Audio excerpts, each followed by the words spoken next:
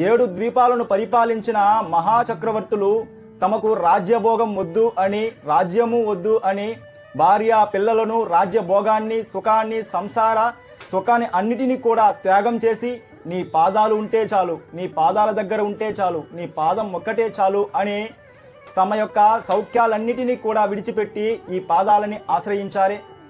అలా ఆ చక్రవర్తులందరూ కూడా ఆశ్రయించారు అంటే ఆ పాదాలకు ఏదో ఒక రుచి ఉంటేనే కదా. ఆ రుచి ఏంటి అని తెలుసుకోవడం కోసం ఆ చిన్ని కృష్ణుడు మహాప్రళయ కాలం నందు వటపత్రంపై పవలించి తన యొక్క కాళ్ళ బొటనవేలును నోటిలో పెట్టుకొని చప్పరిస్తూ ఉన్నాడట. చివరకు ఏమైంది అంటే ఆ చరణాలకున్న రుచి వల్ల తన కాళ్ళను తానే తీయలేక అలా బొటనవేలును చప్పరిస్తూ ఆ వటపత్రంపై పవలించి ఉన్నాడట ఆ చిన్ని కృష్ణుడు. అలాంటి చరణాలను మనమందరం కూడా ఆశ్రయించి అలాంటి రుచి